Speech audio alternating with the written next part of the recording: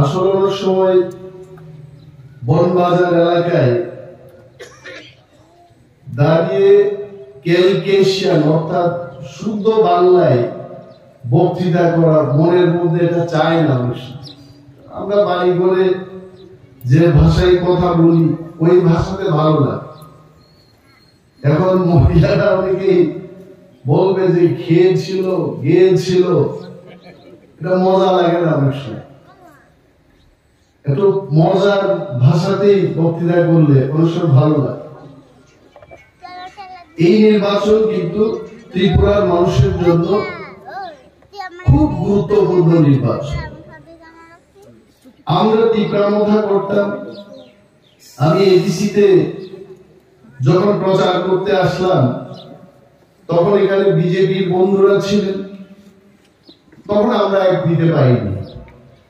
বিধানসভায় আমি যখন দাঁড়াইলাম অনেকেই দোকানে বই আমার বক্তব্য শুনলেন। আমরা তাদের কাছে পাইতে চাইছিলাম, কিন্তু এই কাছাকাছি আসা এটা রাজনৈতিক ভাবে তখন সম্ভব ছিল না। আজকে ত্রিদলীয় জোট ত্রিপুরায় আমরা গঠন করতে পারছি। দিল্লিতে অমিত শাহজির পৌরোহিত্যে ত্রিপুরা মোথা ভারত সরকার এবং ত্রিপুরা সরকারের মধ্যে একটা ত্রিপাক্ষিক চুক্তি হয়। এই চুক্তি কি? এই চুক্তিতে কেউ কিছু ভয় পাওয়ার নাই। আমাদের বিরোধী দলে যারা আছেন এরা প্রচার করতে চেষ্টা করতেছে যে এই যে চুক্তি তাতে ত্রিপুরা রাজ্যের একটা অংশের মানুষের ব্যাপক ক্ষতি হবে। এটা ক্ষতির কোনো চুক্তি না। এই চুক্তিতে এইটাই উল্লেখ করছে বামেরা যে 35 বছর ত্রিপুরা রাজ্য শাসন করছিল তখন রাস্তাঘাট যায় নাই, স্কুলের যে বেহাল অবস্থা। এখানে যখন আসি আপনারাও তো বলেন স্কুল ঘর ভালো না। বিভিন্ন যে মানুষের গ্রাম্য মানুষের সমস্যা, এই সমস্যা থেকে আমরা যেন মুক্তি লাভ করতে পারি তার জন্য আমরা একটা চুক্তি করলাম। আমরা রাস্তাঘাট চাইছি, ভালো শিক্ষা ব্যবস্থা হোক এটা চাইছি, আরো যেন গ্রামের মানুষ তারা যেন কাজ পায়, বেঁচে থাকার তাদের অধিকার যেন আসে, এই কথা আমরা বলেছি। এখানে এই কথার উল্লেখ নেই। আমাকে অনেকে ইউটিউবের মাধ্যমে দেখবেন ওই চুক্তিতে এটা লেখা নেই যেটা শুধু একটা অংশের মানুষের উন্নয়ন হবে, এই কথার উল্লেখ নেই। ক্লিয়ারলি আমরা বলেছি যে প্রত্যন্ত এলাকায় এডিসি এলাকায় যারা বসবাস করছেন, ইন্টেরিয়র ত্রিপুরায় যারা বসবাস করছেন তাদের যেন উন্নয়ন হয় তার জন্য এই চুক্তি আমরা স্বাক্ষর করেছি। অনেক সময় বামেদের বক্তৃতা শুনি। কালকে রাত্রে আমি শুনলাম পূর্বতন মুখ্যমন্ত্রী মানিক বাবু প্রশ্ন যে গ্রেটার ত্রিপুরা লেন গেল কোথায়? মহারাজ প্রদ্যুৎ কিশোর দেববর্মার লাস্ট ফাইট এটা তো শেষ হয়ে গেছে, কিসের ফাইট উনি দিচ্ছেন? আমি পূর্বতন মুখ্যমন্ত্রী মানিক বাবুকে উদ্দেশ্য করে বলছি, আপনার জানা উচিত বিশ্বের মধ্যে অর্থাৎ এই পৃথিবীতে বামেদের জন্ম কবে, কমিউনিস্ট পার্টির কবে জন্ম হয়েছে মহিলারা জানেন, আপনারা জানেন না। বামেদের জন্ম আজকের না, 176 বছর আগে এই কমিউনিস্ট পার্টির জন্ম। কার্ল মার্কস আর কে ফ্রেডরিক এঙ্গেলস, এই দুই লোক মার্ক্সবাদের সূচনা করেন 1848 সালে। এদের কি দাবি আসলো? কইছে কই এখানে যারা মহিলারা বই দিতেন কেউ পাবে কেউ পাবে না, এটা হবে না, সবাই ভালোভাবে থাকবেন। এটা হচ্ছে সাম্যবাদ, কমিউনিস্টদের বক্তব্য। তো কমিউনিস্টের শাসন আমরা দেখেছি 35 বছর। গরিব মানুষ আছে না তাদের শাসনে? আজকে আমি যখন এলাকাতে আসি আমাকে বলে, দাদা আমার একটা ঘর চাই, আমার স্বামী অসুস্থ, মেডিকেল ট্রিটমেন্টের জন্য পয়সা চাই। 176 বছর আন্দোলনের পরেও তাদের সাম্যবাদ আইছে না, ছেড়ে দিছে না রাজনীতি, তারপরে তো রাজনীতি করে। 35 বছর বামেরা শাসন করছে ত্রিপুরায়, সমস্ত মন্ত্রী তাদের, মুখ্যমন্ত্রী, পুলিশ মন্ত্রী, পঞ্চায়েত মন্ত্রী, দুনিয়ার মন্ত্রী। 35 বছরে কম কথা না। 35 বছরে একটা লোক, সে যুবন থেকে যুবকের পরে সে বিয়ে করে একটা পিতৃত্ব লাভ করতে পারে, এই সময় পর্যন্ত তারা ত্রিপুরার শাসন করত। তারপরেও কিন্তু সাম্যবাদ আড়াইছে না, এরা হাসছে। ধন্যবাদ জানাই ত্রিপুরার মানুষকে। গত 2018 সালে ত্রিপুরার মানুষ, ত্রিপুরা, ওয়ানসা, মণিপুরি, মুসলমান, সমস্ত অংশের মানুষ সবাই একসঙ্গে যদি এই বামেদের বিরুদ্ধে যদি লড়াই করে ভোট না দিত, আজকেও কিন্তু এরা থাকতো, মানুষ কথা বলতে পারত না। ভিলেজ কমিটির ইলেকশনে ইলেকশন হতো না, ইলেকশন করতে দিত না, ব্যালট বাক্সগুলো পরিবর্তন করত, মানুষ কথা বলতে পারত না।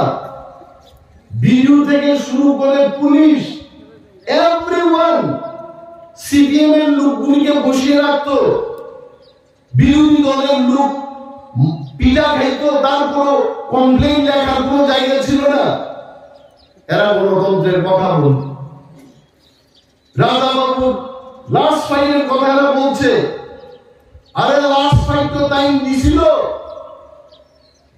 আপনাদের মনে আছে কি সমীর নিশ্চয় মনে আছে, বামেরা এইবার যে 2023 ইলেকশন গেল, ইলেকশনের বিকেল বেলায় সাংবাদিক সম্মেলন করতে, আমার মনে আছে কি কইতে, ওই নির্বাচন খুব সুষ্ঠুভাবে হইতে, সব মানুষ ভোট দিতে পারছে, তাদের কোনো কমপ্লেইন নাই। এটা আমার কথা না, আপনারা ইউটিউব দেখেন। তারপরে পরের দিন থেকে, অর্থাৎ নির্বাচন যেদিন শেষ, পরের দিন থেকে এরা কনফিডেন্ট, এদের সমন্বয় কমিটির কর্মচারীরা চাঁদা তুলতে আরম্ভ করছে। আমরা করতেছি কংগ্রেস এদের বন্ধু ছিল, কংগ্রেসের নাম নিছে না, ও কংগ্রেসের বাদ দিয়েই সিপিএম এর 2023-এ ক্ষমতা খাইতেছে, চাঁদা তুলতে আরম্ভ করছে। কারণ বিজয় মিছিল করতে হবে। যেই বাক্স তীব্রামথার তারা দ্বারের কাছে আনছে না, এরা বলছে তীব্রামথা বড় জোর 4-5টা সিট জিতবো, এটা পার্টি না। যেই বাক্স পাও খুললো, বামেরা 16 থেকে 9 মাইল 11, আর ভগবানের নামাই দিছে 10-এ। ওকে, তারপর তীব্রামথা হয়ে গেল প্রধান বিরোধী দল। সহ্য হয় না। অনিলের দেববর্মা বিরোধী দলনেতা বিধানসভায় মানুষের জন্য কথা বলে, তারপরেও বলে অনিমেষ বাবুর মধ্যে বিরোধীর চরিত্রের চেয়ে সরকারের চরিত্র দেখি, আমি জানি না কি চরিত্র এরা দেখতে। এটা আশ্চর্য হয় না। আর এরপরে এখন মানিক বাবু বিভিন্ন জায়গায়, ত্রিপুরার বিভিন্ন জায়গায় বক্তৃতা করে বলেন যে তীব্রামথার কারণে আমরা বামেরা ক্ষমতা দখল করতে পারি নাই। বলছে যে 22টা জেনারেল সিটে যদি তীব্রামথার প্রার্থী দাঁড় না করাতো, বামেরা বলে সরকার আইতো। আচ্ছা বলেন তো, তীব্রামথা বলটা কি সিপিএম এর বাঁচানোর জন্য আমরা করছি? আমাদের তো দাবি দাওয়া আছে। নির্লজ্জ ভাবে এখন বলেন উনি যে তীব্রামথার কারণে আমরা ক্ষমতায় আইতে পারছি না। আরে মহোদয়, আপনি তো কইছিলেন, আপনার দল কইছিল, সবাই ভোট দিছে, সবকিছু ঠিক আছে, রেজাল্টের পরে আপনাদের বাক্য চেঞ্জ হয়ে গেল, কি ব্যাপার? আসলে বামেরা বুঝে না।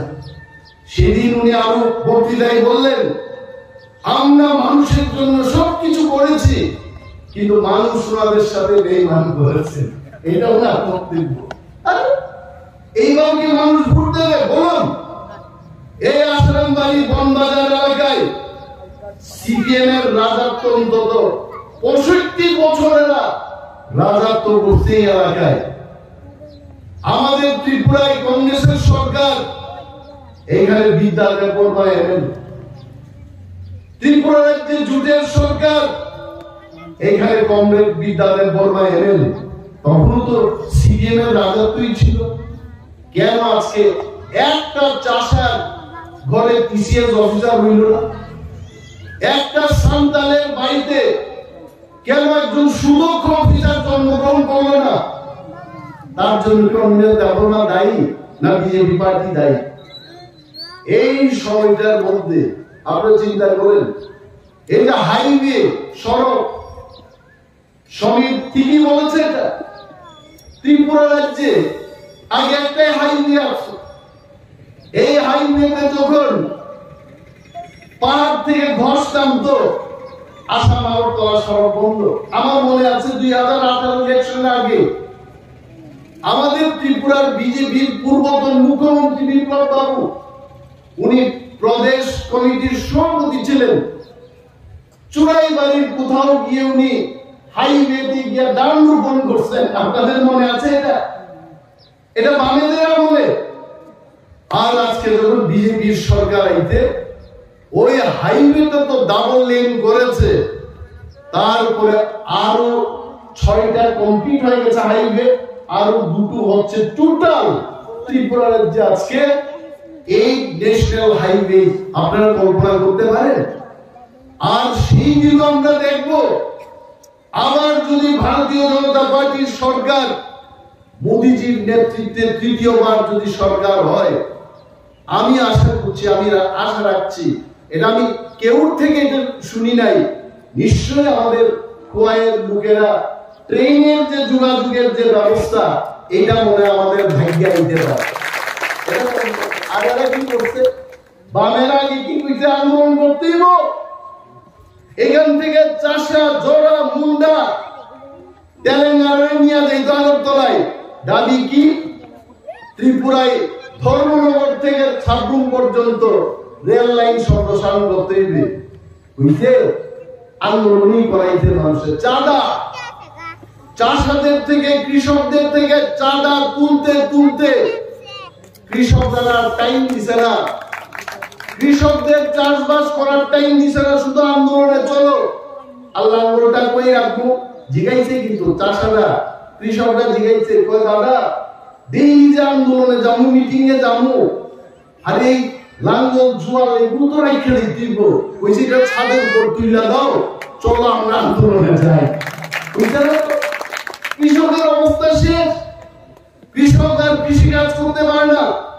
আর যারা নেতৃত্ব দিছে, এটা আমার কথা না, যারা কৃষক সভার নেতৃত্ব দিছে, একটা লোক কৃষক অংশের মানুষ নাই, এরা সব বাবু, এরা কৃষক নেতা সাইজা কৃষকদের জীবন শেষ করছে।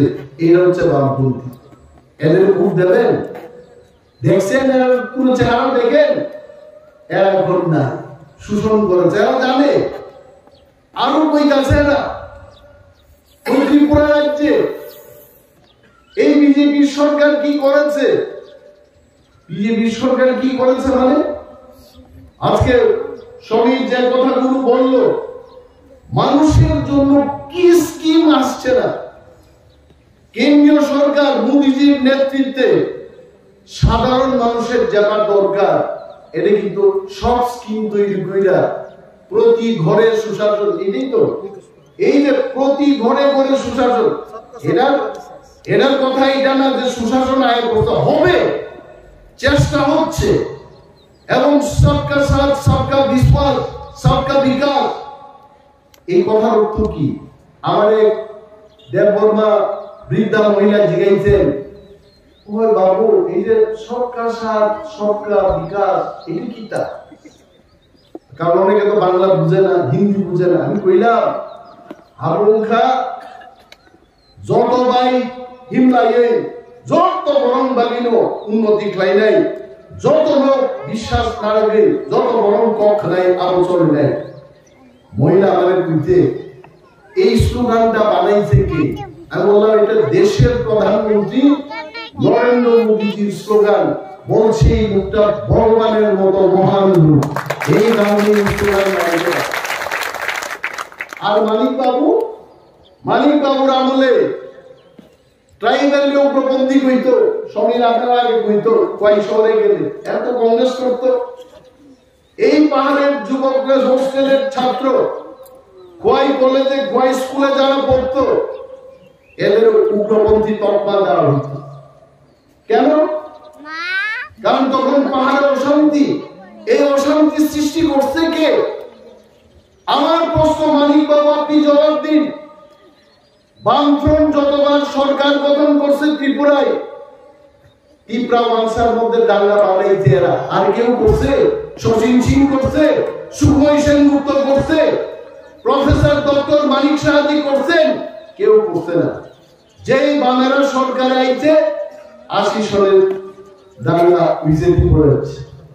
যেই বামেরা ক্ষমতায় আইছে 97 সালে ত্রিপুরায় অস্থির, শান্তি শৃঙ্খলা শেষ, গ্রাম পাহাড়ে পুলিশ মিলিটারি লেলায়া এরা মানুষের বাড়ি করে আগুন ধরাই দিত। এটার নাম বামফ্রন্ট সরকার। আর এখন ত্রিপুরা উজ্জ্বল হইতে এই বামফ্রন্ট আর কোনদিন যেন না উঠে, এই শয়তানের দল থেকে এখন আমরা মুক্ত লাভ করতে হবে। মোদীর সেই সবকা সাথ সবকা বিকাশ, এক ভারত শ্রেষ্ঠ ভারত, এটাতে আমরা অংশীদার হব। আমাদের যা পাওনা উনি বলেছেন, ভারত সরকারের কাছে গিয়ে আমরা তখন বললাম আমাদের রাজনৈতিক অধিকার চাই, আমাদের বলছে হো যায়গা, ও হোগা। আমরা যখন বললাম গরিব কৃষকদের, গরিব ত্রিপুরাদের, এডিসি এলাকায় যারা সরল জীবন যাপন করা, পিছিয়ে পড়া সমস্ত অংশের মানুষের জমির অধিকার তাদের হাতে তুলে দিতে হবে, ভারত সরকার বলেছে বমি হোগা। আমরা যখন বললাম প্রত্যেকটি জাতি গোষ্ঠী তার নিজস্ব কালচার, এইখানে সান্তালদের একটা কালচার আছে, এইখানে চাষাদের একটা কালচার আছে। আমি ছোটবেলায় আমার গ্রামের ওইখানে কিছু গৌড় অংশের মানুষ, মানে ছত্তিশগড়ীয় যে গৌড়, এরা উনাদের বিবাহ আসরগুলোতে একটা গান করত, চারচারে বাজে, লিলির বাজে, হলদি মাইখা এরা ডান্স করত। মনোরম, এটা তাদের কালচার, তাদের সংস্কৃতি, এটাকে মর্যাদা দিতে হবে। আমি কি চাপাই দিব যে শাড়ি পরা চলবে না, রিংটাই পড়তে দিব, এইখানে চাষার ল্যাঙ্গুয়েজের ভাষায় কথা বলতে পারবে না, কর্করক বলতে হবে? এইটা গণতন্ত্র না। এটা কারা করেছে? আইডেন্টিটি ত্রিপুরার মতো জাতের এরা লিখে দিচ্ছে সবখানে। আপনারা এটা খেয়াল রাখবেন।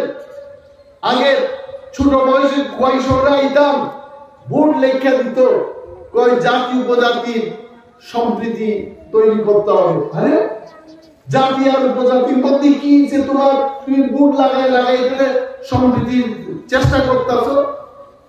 সম্প্রীতি মুখে হয় না, সম্প্রীতি বিপদে আপদে হেল্প করে সাহায্যের হাত বাড়িয়ে সম্প্রীতি আনতে হবে। এই আমার ছোট ভাই সমীর এখানে বলেছে যে ডিমান্ডের রাজনীতিতে বিশ্বাসী না মোদীজি, উন্নয়নের রাজনীতিতে বিশ্বাসী। পাহাড়ে স্কুল চাই, রাস্তাঘাট চাই, জলের ব্যবস্থা চাই, তার জন্য কিন্তু এই ত্রিদলীয় জোট। এটা করে সম্প্রীতি তৈরি করতে হবে। আর এরা খালি স্লোগানই দিতে, এটা সত্য কথা। অযথা এই বনবাজার এলাকায় মিছিল বাইক ইলেকশনের সময় লড়াই চাই, লড়াই করে বাঁচতে চায়। আর ওই যে দুনিয়ার মধ্যে দেখো, আরে এখানে কাটা তারের বেড়ার পারে পারবো? কমরেডটাই কাটা তারের বেড়ার পারে গিয়ে মজদুরের এক করতে পারবো? কথা কর। আমার ত্রিপুরার মজদুরে করতে পারত না, দুনিয়ার মানে কি সারা বিশ্বের, সারা পৃথিবী আন্তর্জাতিক দল। মিজানুরা ভাবত এত বড় দল, আরে গেছে না ক্ষমতা, আগে আসলো জাতীয় দল, অর্থাৎ সারা ভারতবর্ষে নির্বাচনে দাঁড়িয়ে সিম্বলটা দিতে হবে। আর এখন এটা কমতে কমতে এটা আঞ্চলিক দল দিতে, আর সে আর একটা নির্বাচন আইব, এই আঞ্চলিক দল থাকবে একটা শূন্যের বুঝাই দিবে। তো এই দলের পেছনে গিয়া গরিবের মুক্ত হইব, গরিব মুক্তি লাভ করতে পারবে না। এখন তীব্রামথা পাহাড়ের 13 জন এমএলএ, বিজেপি তার নিজস্ব 33টা এমএলএ নিয়ে বিজেপিরা আছেন, আইপিএফটি আছেন তাদের এমএলএ মন্ত্রী নিয়ে। এইবার আমরা ত্রিদলীয় শক্তি নিয়ে ত্রিপুরার উন্নয়নে যখন জাপায় বলবো, আর মানিক বাবুদের আগামী নির্বাচনে বক্তব্য রাখার জায়গায় থাকতো। আর এরা বলে, আর একটা কথা কই, আমি শেষ করবো, মহিলারা আপনারা চিন্তা করেন না, এরা কি করে, আমি ইউটিউব খুললেই এরা মিথ্যা কথা দেখি। এরা তো মিথ্যা কথা ছাড়া কিচ্ছু করে না। আগে সিপিএম নেচার থেকে বনবাজারে দাঁড়াইয়া কবে চীন রাশিয়া, আরে ভাই চীন রাশিয়াতে তুমি তো গেছোই না, আমার পূর্বপুরুষের কোনো বেটাই চিন্তা করে গেছে না। এইখানে খুব যারা বক্তৃতা করবো, মানুষ ভাবতো আর সর্বনাশ, এই পার্টিতে কি পার্টি, চীন জাপান পর্যন্ত এটা প্রচার দিছে, মানুষ বুঝছে 35 বছর। এখন মানুষ বুঝছে যে আন্তর্জাতিক দল এটা আসলে কিচ্ছু না, এটা মিথ্যা কথাই। এরা এখন মিথ্যা কথা দিতে। মোদী সাহেব, মোদীজি কি কইছেন? মোদীজি আমার মনে আছে গত পার্লামেন্ট নির্বাচনে কইছে, हम भाजपा वालों हम अकेले ही सरकार बनाएंगे। করছে তো, করছে একা। এইবার মোদীজি কইতেছেন আপকি বার 400 পার, 400টা সিট পাইয়ে দিব। আর মানুষের মুখে মুখে মা বোনেরা কইতাছে, সারা দেশ কইতাছে মোদী এত মুমকিন হে, আর মোদীজি যা বলে মোদীজি এটাই করে। এইদিকে এরা এই সিপিএম না মিথ্যা কথা কইতেছে, কি কথা কয়, কই ইন্ডিয়া মহাজোট বলে এবার 350 সিট নিয়ে। আমি কই এই 350 সিট কি ভারতবর্ষে নিয়ে গমছে না সারা পৃথিবীর মধ্যে গমছে? একজনকে জিগাইলাম, তাই না আমার জামাই বাবু এখনো কমিউনিস্ট পার্টি করেন, একটু বড় বড় লিডারই, আমি জিগাইলাম জামাই বাবু এই যে 350 সিট যে পাইবা তোমরা ত্রিপুরার মধ্যে, এই 2টা সিটের মধ্যে পাইবা নি কিছু? কই এখানে আমরা আশা রাখি না, এটা শেষ, এটা আশা নাই। আমি কইলাম সিপিএম এর পশ্চিম বাংলায় 42টা সিটের মধ্যে কয়টা সিট ধরছেন আপনারা? কইছে 3-4টা আমরা পাবো। 42টার মধ্যে 3-4টা পাইব, তো ধরে নিলাম 4টা।